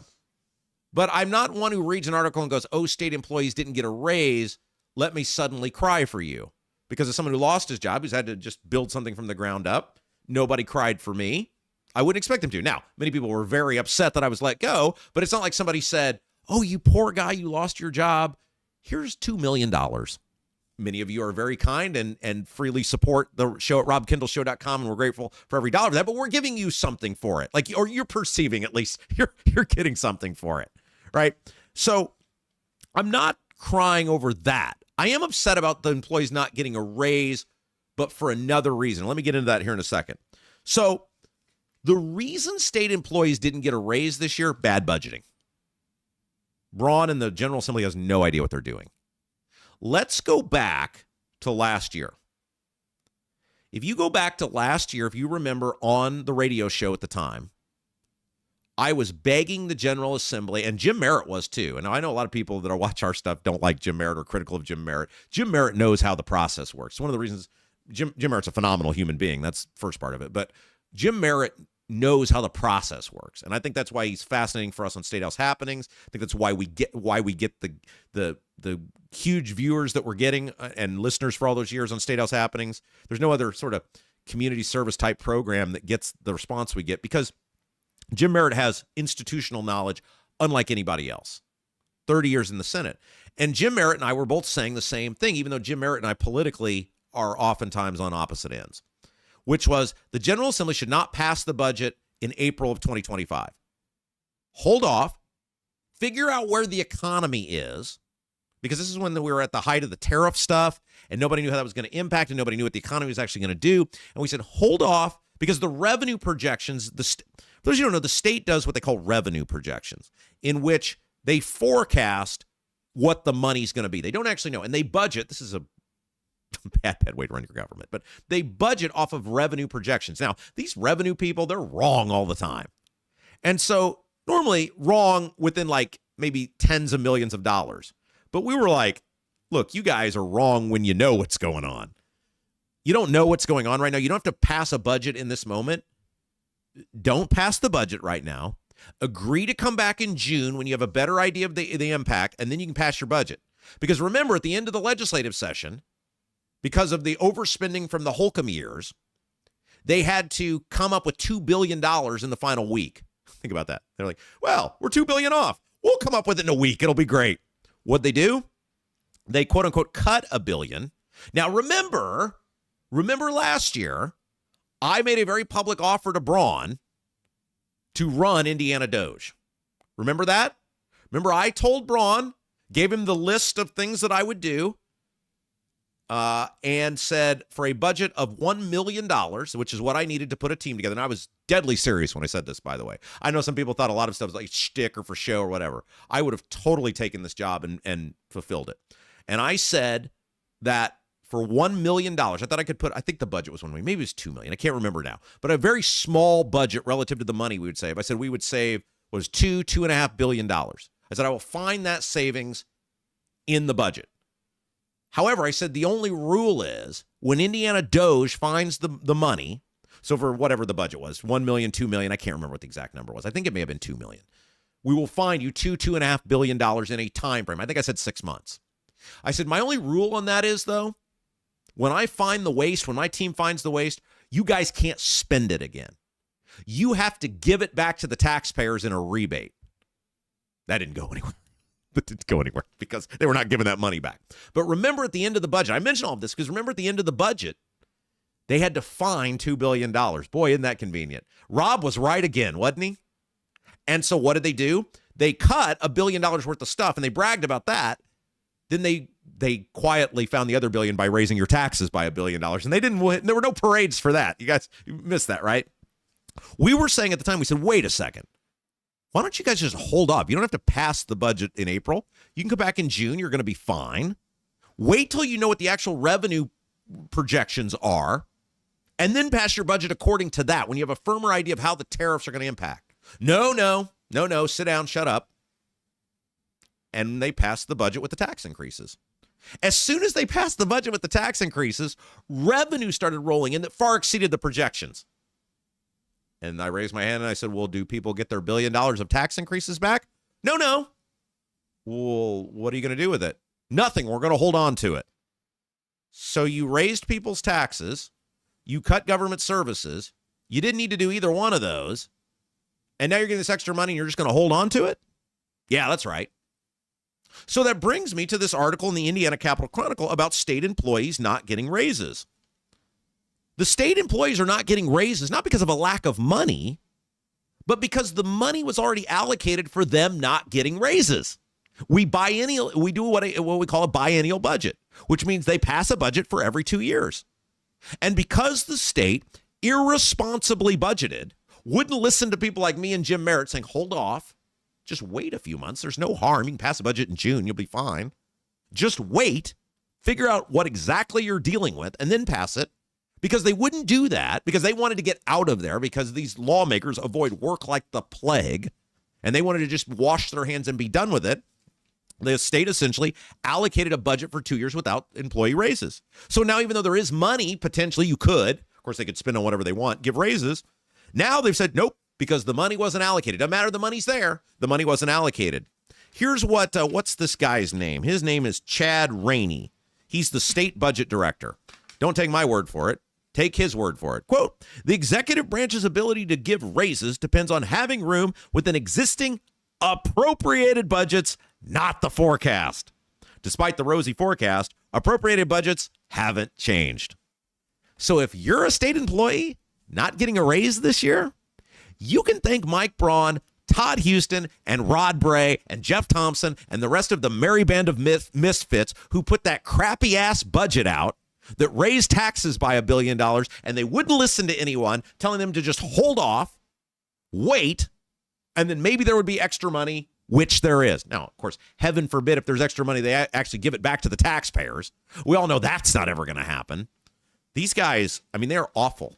How Braun ever became as rich as he is with his business, if he ran anything remotely like he's running the government, is simply beyond me. Let me tell you about somebody who does run things in a very fine operation, and that is Lauren Wilson. Buying a home is the biggest investment you'll ever make, but it's about so much more than a price tag. It's about your next chapter. When you work with Lauren Wilson, her goal is to make sure you feel 100% confident in every decision you make. She's not there just to show houses. She's there to guide you through the schools, the neighborhoods, and local routes that make Central Indiana special. Lauren is a Central Indiana lifer. She's a military vet and provides hands-on, high-touch service when you deal with her directly every step of the way. Give Lauren Wilson with @Properties a call for your next move. 317-590-2290. 317-590-2290. All right, we'll take a break. When we come back, final segment of the show. It's going to be a long one. We've got some great YouTube comments today. So, man, I was reading some of them during the break. They're outstanding. And one comment that I think is going to spark a very interesting, how did Rob Kendall become the way he is today? We'll get into it next with producer Jason. You're watching Rob Kendall Show. Hi, I'm Lauren Wilson, a realtor with @Properties. Born and raised right here in Central Indiana and a Hoosier through and through. Selling your home is a massive undertaking, and I completely understand what that is. That's why when you work with me, we put a great plan together to make sure that when your home comes to the market, it is in the best light possible. Again, I'm Lauren Wilson, 317-590-2290. 317-590-2290. Let's put a plan together and get your home sold. Right now, everything's expensive. That includes things you need around the house. If your water heater, water softener, or well pump goes out, or even if your toilet stops working, you could be looking at a major expense. Don't let your next call to a plumber break the bank. Call John at Black Sheep Plumbing. John is a Hoosier lifer who takes pride in and stands behind his work. That's why all basic services and repairs with Black Sheep Plumbing come with a 2-year parts and labor guarantee, with water heaters having a 6-year parts and tank guarantee. Call or text Black Sheep Plumbing for all your needs today and speak directly with John, the owner. 765-315-7558. That's Black Sheep Plumbing at 765-315-7558. Are you a Clay County resident who is ready to be part of creating a brighter future for our citizens? Doug Cobb is running for county commissioner and will bring fresh perspective to the table. A local farm and business owner, he has skin in the game of our county's success. He knows that a great team can accomplish so much more than any one of us alone and is ready to create a brighter future for Clay County together. The committee to elect Doug Cobb approves this ad. Paid for by Linda Cheatham.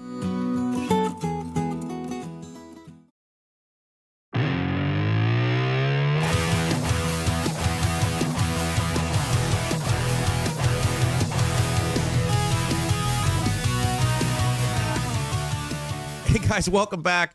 Awesome show so far today.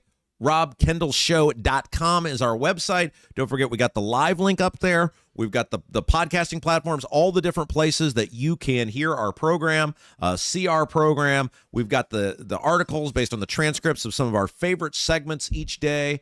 And we got the support button up there as well. All at RobKendallShow.com.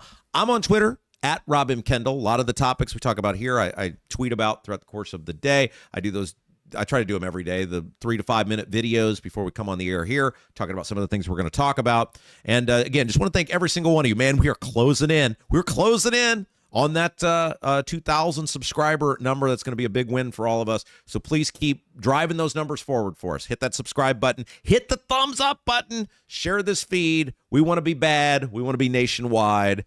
And speaking of bad and nationwide, it's one of my favorite segments of the show. We do it every day. It is the YouTube comments, where we take the best YouTube comments. We bring producer Jason in, and he reads his favorite YouTube comments throughout the course of the day, a lot of the topics we've covered. And, of course, we have a fabulous sponsor now for that. It is Black Sheep Plumbing. Producer Jason, hello. Hello. Hopefully I am on the air. Hopefully my microphone is working, and I believe it is. So we want to point out Jason's trying to do like 4 things at once while he's doing this. So if things ever screw up, like once we get to our new location, it's going to be easier. Right now, we're working around everyone else, which is great. We don't have any problem with that. But we just want to know, like people know, like if something ever screws up, it's because you only have 2 hands. That is correct, and I'm looking for something right now that would be pertinent. But a great show today, Rob. Thank by you. the way, now that I'm kind of finally getting back into the swing here, the off the rails. Yeah. I think that was the closest to off the rails that we've had. Yeah. Since we started 3 weeks ago, and I think it was pretty awesome. We need to tell everybody about Black Sheep Plumbing before we get going on this. I was looking for it. I can't find my my live read, but Black Sheep. But let's look at it this way. I think yesterday, we rushed through that a little quick, a little too quick, because Black Sheep Plumbing, John. Yeah. At Black. We Sheep love John Plumbing, Black Sheep Plumbing. Is a very good guy. He's been a long-time listener of the program. Yep. And look, here's what it comes down to. If you know, like that toilet that's running upstairs. Yep. Probably before I'm done talking, you're going to hear that shh, right? Middle of the night. It's like, I'm going to fix that myself because Bad I'm idea. a man. I can do that myself. And it's been going for like a year, right? You just never quite. It's like changing your oil, that sort of thing. It's like, yeah. So, but I'm not going to call a big plumbing company to come in, and they're going to try to bring the sales guy in first, and he's going to, point out how bad everything is, and that's not what I want. Just want somebody to come fix my toilet, okay, or fix the leaking sink, that you justify all winter by saying, you're supposed to leave it dripping, or your pipes are going to freeze. That's my justification. For 2 months out of the year. The other 10 months, I don't have any justification.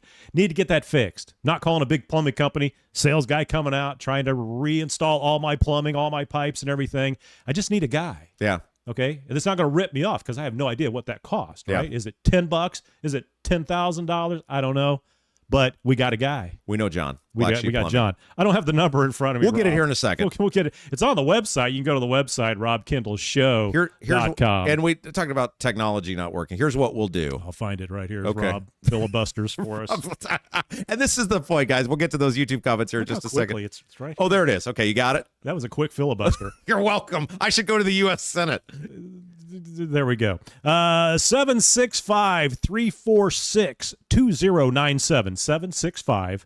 765-346-2097. It's on the website. You can go to the website and get this as well. Here's what I'm going to do, robkendallshow.com. Because I asked you, I said, do you need me to print this out for you? And you said, no, I've got it. I've got it on my phone right there. Well, see how easy that was? I'm going to print it out for you going forward because that's what I do in the morning. All right, let's get to thanks to Black Sheep Plumbing. We love those guys.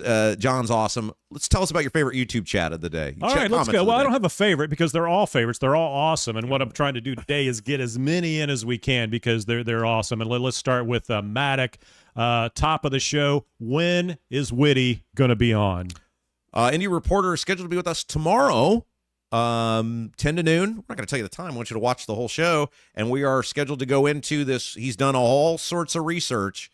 So for those of you guys who don't know, Indie Reporter, at Indie_Reporter_ on Twitter, there's a group of them. And all they do is just read government documents all day. They're like, remember on X-Files, the lone gunman people? Like, that's what they are, but they're for Indiana politics and government. And he has been doing a deep dive on this $1 billion that Braun is proposing to spend through the IEDC. And so he'll be with us tomorrow to walk through all of that. Kevin Branham, gas in Greenwood this morning, $4.19. Did you heed our warning yesterday from Bill Herrick? And here's what's crazy. I don't understand how this works. We'll have to ask Bill about this because Bill told me yesterday, he was like, 911 message, tell everybody they got to fill up today, gas is going up. And then he sends me a message at about noon and he goes, well, I hate to pat myself on the back on this one, but I told you so. Gas is 30 cents higher today than it was yesterday. Yeah, so here's what I understand. So I got gas again, though. There are three gas stations where I get gas. One was still $3.48, which I filled up again, even though I didn't need gas. Right. But then one was $4.19 and one was $3.99. What the hell? Like to quote Vince Lombardi, what the hell's going on out there? There you go. Ethan Hatcher, thank goodness it's time for the Rob Kendall Show. Yes. Just like give Ethan a shout out. We love Ethan. Jack the Libertarian, has anyone else noticed when Rob points out anything that the Secretary of State does that costs you money, Mr. Diego the next day releases a video why it's important? Yeah, I just wish I could get him to tell us who paid for India. Like maybe he could do a video telling us who paid for his trip to India. There we go. Lila loves ducks. Said that's her name. Okay. Says not her statement. I like the ranting, Rob. Yeah. Yeah, I think I woke up this morning. I didn't have a rant plan, and then I read that article in the Indy Star about the Mid-States corridor, and I said, it's time to bring the ghost of Rob Kendall back. Debbie Holcomb, Braun just posted on Facebook that he has appointed a new consumer advocate to take on high energy. Right. He says, I continue fighting for ratepayers and bring down energy cost for Hoosier families. This would have been this morning. What, can you read the last part of that? The last part of that? Quote, he says, quote, I continue fighting for ratepayers and bring down energy cost for Hoosier families. He's continuing to bring down our costs. Oh, okay. Yeah. Okay, so a couple Very things. nice of him. One, what she's talking about, the taxpayers technically get representation at these hearings with the IURC. Mm-hmm. There's a consumer advocate or whatever her name is that's appointed by the governor. She has as much power over that as I do. They just look at her and say, there, sit down, sweetheart. Thanks for your participation. Just go cash that check. Yeah. Like she has no say whatsoever. Here's your script. Yeah, no, who does have a say are the people Braun appointed to the IURC. So I guess we'll find out, won't we? There we go. Bearded Dragon, are you on Pandora yet? I couldn't find you. We're not on Pandora. I don't know if Pandora is a podcast. I mean, I know they've got podcasts. I think that's something different. We're on like 50 different podcast platforms. You can get that link. I worked all weekend to make that link real colorful on the website, great, so please go click it. Website looks great. Apple Podcasts, most people tend to listen, I think, on Apple, I think is typically where they would pick it up. But definitely on Apple, Spotify, all the major ones, and all the minor ones as well. If you're listening, there is no minor platform. Okay, if you say so. Let's see what else we got here. Lila Loves Ducks is back and says, the Three Stooges, ... You care to guess? Pence, Holcomb, and Braun. Yes. Yuck. All right, Kevin Branham. Jason in about 40 minutes. Well, that was about 40 minutes ago. He loves you. Here I am. He's your fan. There you go. I just people enjoy entertainment. Yeah. Lila Loves Ducks. She's back. Jason was stirring the pot about the corridor. Yeah, you are a little bit. You did a lot of very low key. I don't like mine. I don't like the darts thrown. You at are me. to blame for all of this. If you hadn't gone down there meddling. I'm not the one that organized the meeting and all that. I was just invited and got some comments. Yeah. And but we need to get a couple of those farmers back on here. That Todd Rikita took 165 of them to court all at the same time. I thought that was a pretty good story. I think that needs to be repeated. Yeah. All right. Maybe I'll reach out to Rikita. Maybe he'd want to come on and talk with us. Trash Man. 45 minutes is average. I get the whole 2 hours. Oh, he's talking about the show. Our average listening is about 45 minutes. What did they tell you back when you were working at the old-fashioned terrestrial radio station? It's not as long, right? I mean, it's true for any radio station because people tend to, That's what they told you. Trips or whatever, right? Well, I think it's pretty common knowledge, right? We owned a radio station. People listen to radio. They used to listen to us all the time. But, I mean, I'm serious, though. What average did they tell you? I think it's something like, it depends on the station, obviously, but it's probably 7 to 10 minutes is the average. Right. The average time a person's listening to the radio. I mean, and that's for any station. I mean, just because it's a travel-oriented business now. Well, they brainwashed you, didn't they? Bartlett Farms, thank you, Rob and Jason, for standing up for our 175-year-old farm. Oh, yeah, perfect. I think Bartlett Farms, I think that's one of them that was taken to court. We need to reach back out, Bartlett I think that's Farms. the guy that we interviewed, right? Right. Yeah, or you interviewed. Right. And then I played it. I wish I could remember his name. LD Stoltz, Rob on a roll this morning. Yes, Rob, you were on a roll this morning. Hilo, this is the one I haven't seen before. Hilo 2466. Here's a thought. What if Braun pushed the idea of building the Mid-States corridor as a toll road? He could offer to split the toll collections with the local governments. You're not going to get your $4 billion No. anytime soon. No, because then he'd be charging himself. He's not going to do that. Right. Isn't that convenient? You notice the road that his business would use, that there's no toll plan for that? You mentioned about the article about how the farmers or the landowners would be compensated at fair market value. LD Stutz says the market rate is what someone, non-government, is willing to pay for it. Probably more than what the government would offer. You know, we need to do that because we could have the LEAP people come back in here, the Loves. Maybe we'll have the Loves come back in and talk about how the government works with your buying your land. We'll see if that sounds like an inviting group of people you'd want to sell your land to. Tell the story about how that's happened out in Lebanon. There we go. Kevin Branham. Damn, I really like this show. Nobody does it better. Who was that? What's that song? Who was Nobody Does It Better? Carly Simon. There we go. Boy, that's a blast from the past. Never did like her. Jack the Libertarian, you think the state is bad at spending money. You should see we need to look into this. You should see Greenfield, Indiana. They're getting ready to spend over $100 million on things we do not need. It's a lot of money. From Jack the Libertarian. We'll check into that. Lila loves ducks. Jason does good work. Rob needs to give him a raise. She doesn't know how much I'm making, but Jason could use a raise. Carol, XD7 by says, Rob on fire.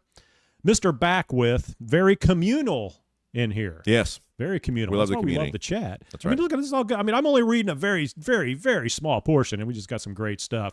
Okay, here we go. Angela Lovins.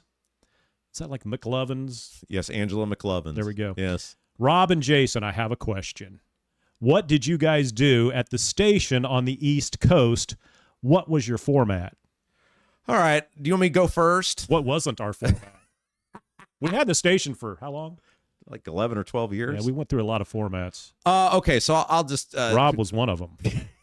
didn't last very long at all. Okay, so I guess I wanted to have some time to talk about this because people seem to love the... We got a couple more afterwards, but go ahead. Yeah. Okay, yeah, people seem to love the Rob origin stories, and you know most of these, and you can add to most of these. You can confirm, or because a lot of people don't believe my life. Like I'll say things like, "Oh, she's making this up," and you can confirm these things did happen. So Jason and I started a business together in the mid 2000s, which was a sports streaming company. The best time you could start a. Oh, okay. No, I'm sorry. That was later. Okay, yeah, go ahead. Go ahead. The and we streamed high school and college sporting events on the internet. Now this was pre-YouTube, this pre-Facebook. Like there was no we were groundbreaking. We were the only people doing this. We had this super cool system set up where you could go to the press box with your cell phone, make a phone call, and stream an event live on the internet. Yeah, so you could literally sit there on your phone if you wanted and broadcast the game. Of course, we taught people how to hook up their cell phones to a mixer and a microphone, and they were broadcasters. Yeah, and this was like cutting-edge technology at the time. Nobody else was doing this.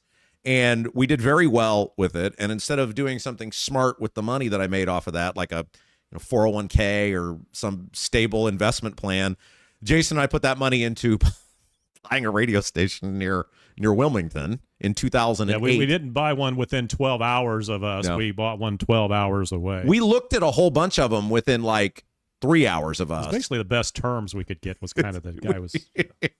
And so, this is actually the true story. The reason we bought that radio station, one of our clients was on that radio station. One of our streaming clients was on that radio station and convinced us to buy that radio station. Actually, I think they warned us about that. We were like, hey, the guy gave us terms. This is how I have lived my life. And I'm so glad you're here. Like I've told people these stories for years and people don't believe. Like this is how quick. Like we used to live in the radio station in a it was a block building. Hold on a second. One of my producer duties there. It was a block building and hurricane proof, not flood proof. We found out twice. No, but you couldn't knock it over. You could knock it over. No windows at all. And we put a bedroom in the back. We never stayed there together, and we had to make that a point because people in the town we could never be there in the building together overnight. So Rob would go down for a week or two. I would go down for a week or two, and that was our life. We literally turned it into the back of the radio station became a house and we with a bathroom and everything in it, and it was in a very undesirable part of town, so we had to We had to like bolt the doors. Like you would hear things at night because there was a swamp around it. Like it literally backed up to a swamp. We owned all not a good part of town. No, but here was the thing. In the bad part of town, we were right next to a church. And so the bad guys like bizarrely respected the church. Right. So they always left us alone because we let the church people park on our property for Sunday service. So the church essentially gave an edict to the bad guys, leave them alone too, because we need those guys. We don't want the police up on our parking lot, so don't mess with those guys. But yeah, and I remember one time Rob calls me up, and Rob was not 21 yet, so he would basically be down there and just stuck in this building. And calls me up one day, 2 days before I'm supposed to go down. He's like, and this was the experiment with the Rob Kendall Show 20 years ago, no, 15, 16 years ago. Right. We bought the station so Rob could learn how to be on the radio, basically. Right. And so he's doing this right 2009, right when Obama got elected. And of course, Obama was his favorite guy. And the area we were in, people did like Obama. He calls me up. He's like, man, I freaked out. Some guy in a black car, tinted windows, pulled up into the parking lot. Rob was out there doing his little aerobics workout. He's like, asked, are you Rob Kendall? Man, I didn't know what to do, so I'm like, no, I'm Jason Dozier. 2 days later, I've got to go down there. He's like, you might want to just watch your back while I don't know what and the guy pulled away.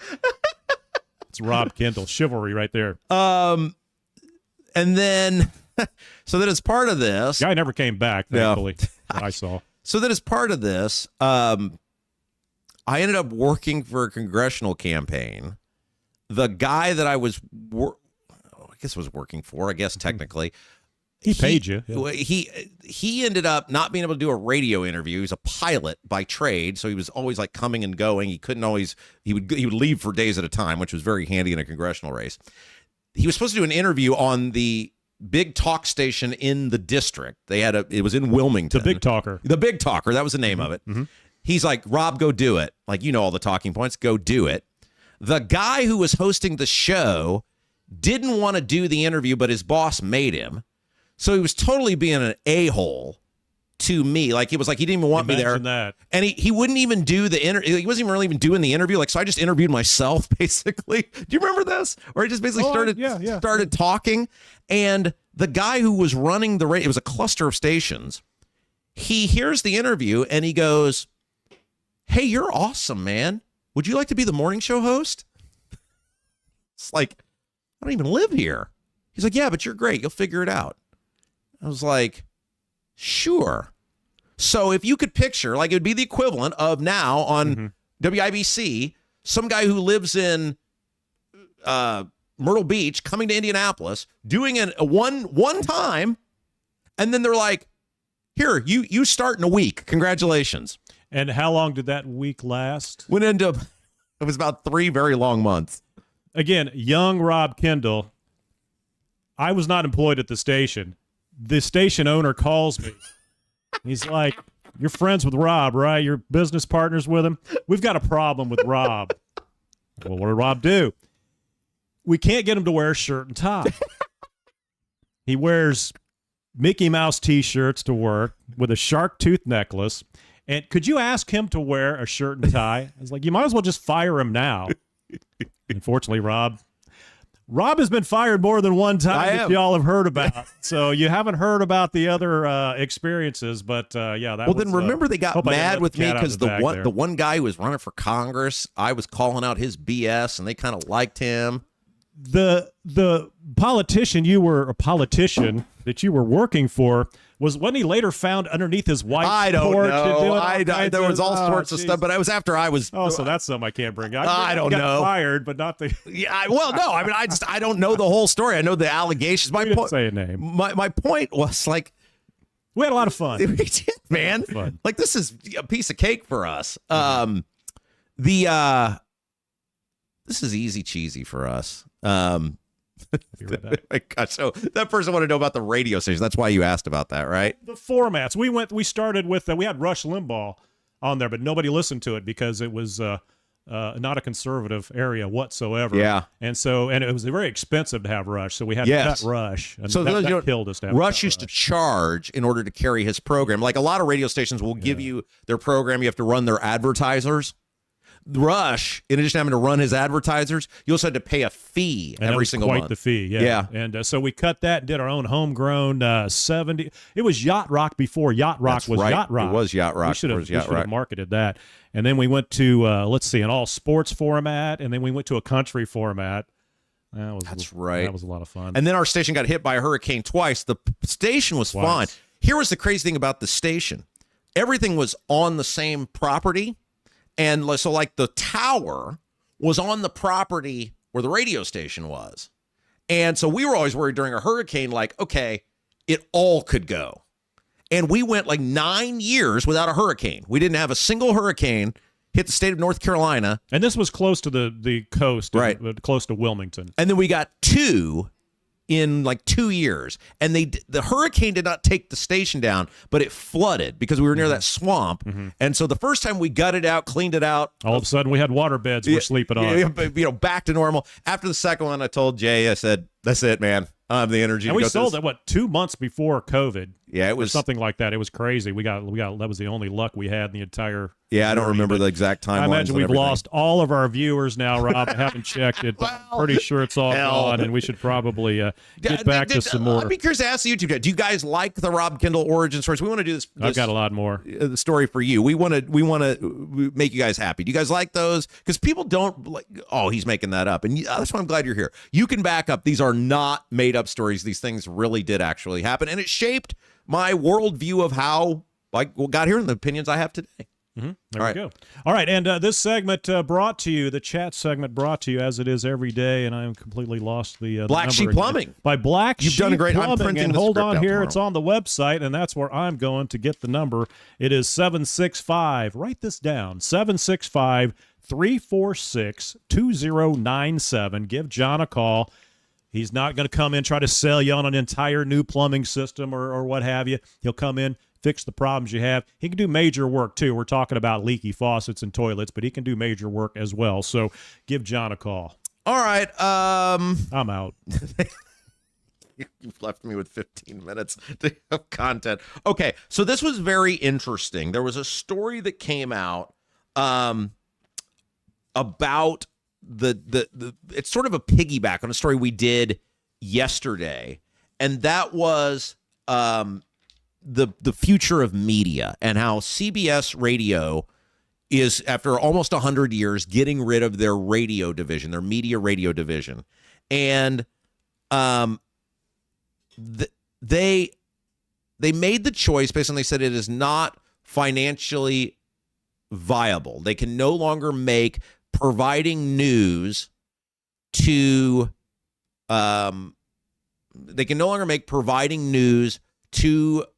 radio stations across the country economically viable. This is CBS.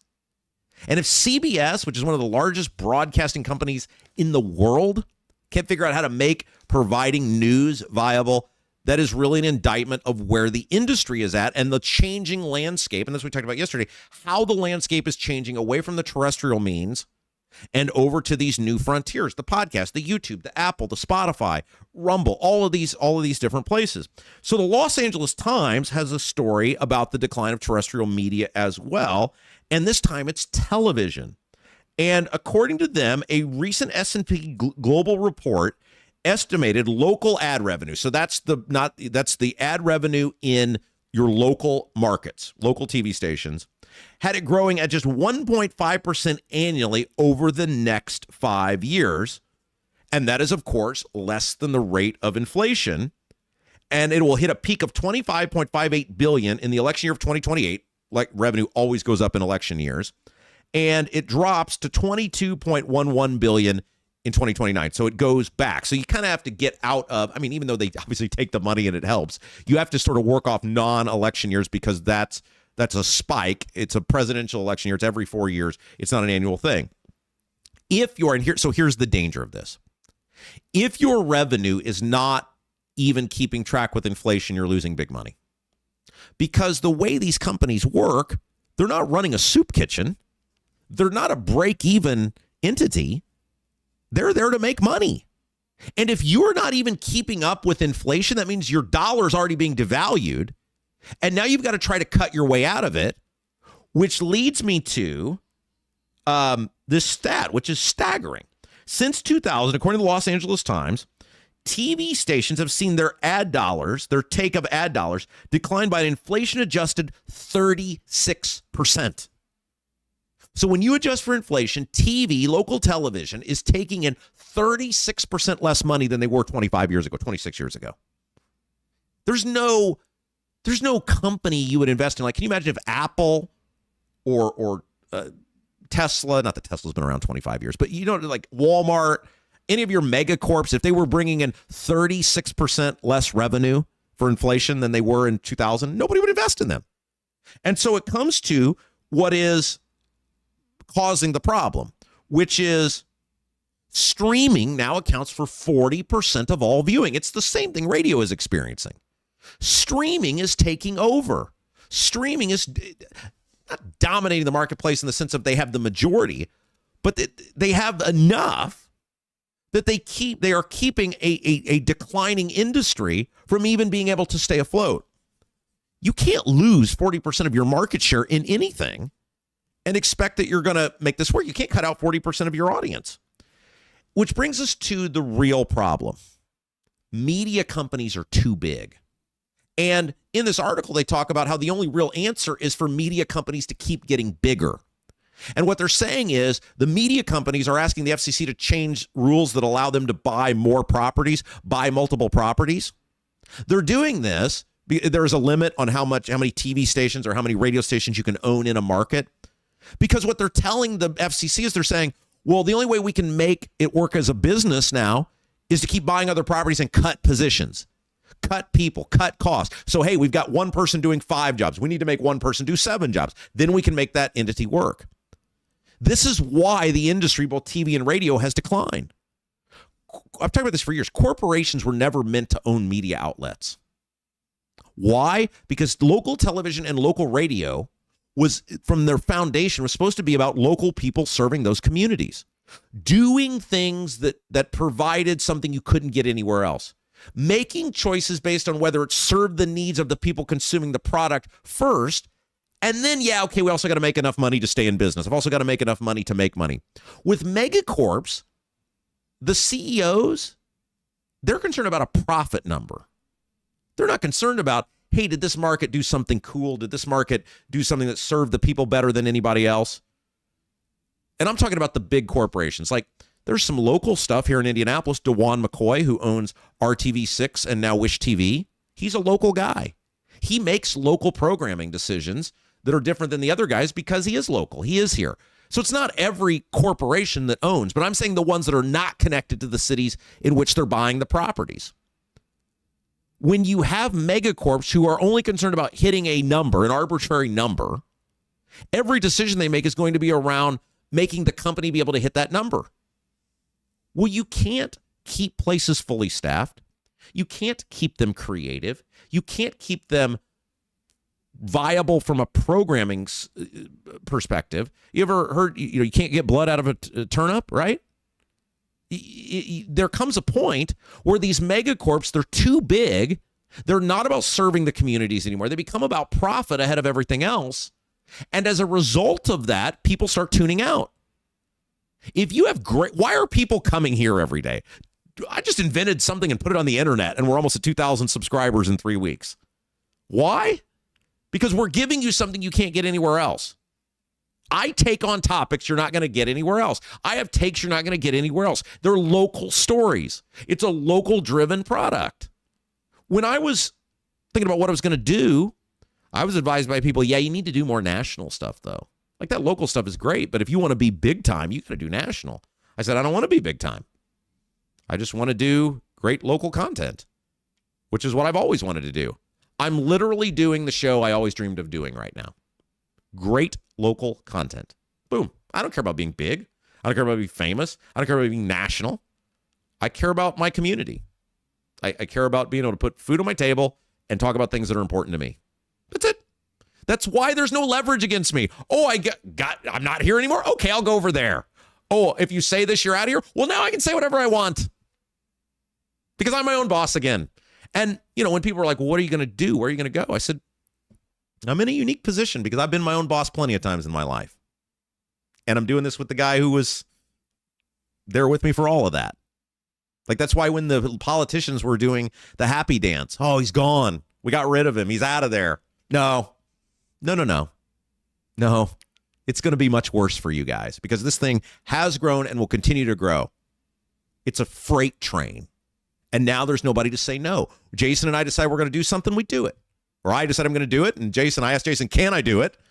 Because that's how this works. And we do it. Because it's local. It's locally driven. Now, look, we don't own a radio station anymore. We don't own a TV station. But we're trying to kind of do some of the same concepts. You know, it's podcasting. It's totally different, but you're here because it's local.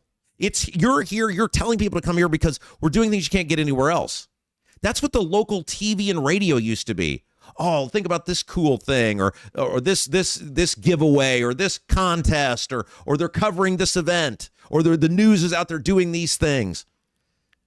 There are still our news departments, but they're not what they once were. There still are giveaways, but they aren't what they once were. There still is local content. I mean, some local radio stations still do high school sports, but the big boys, not many. And so until radio and TV figure out a way to get back to being local, which it doesn't sound like that's the path they're on, it sounds like they're on a path of getting bigger and more national and less local. Those industries are in big trouble, and I hate that.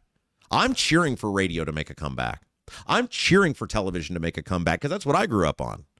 I'd love for a thriving Indianapolis radio market where it's local content, local stuff, local names, local faces. That would be great. I just would love that. It would make me so happy. And not because I would want to be involved in any of them, but because I think that's great for our community. Same thing with television.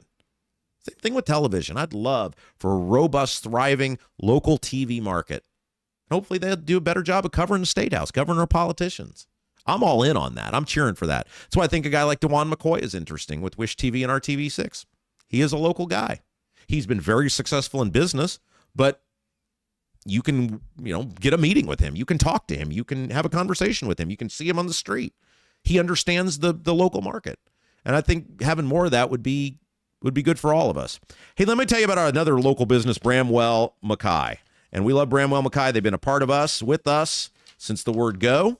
And we're one of the fabulous businesses that each day supports the Rob Kendall Show.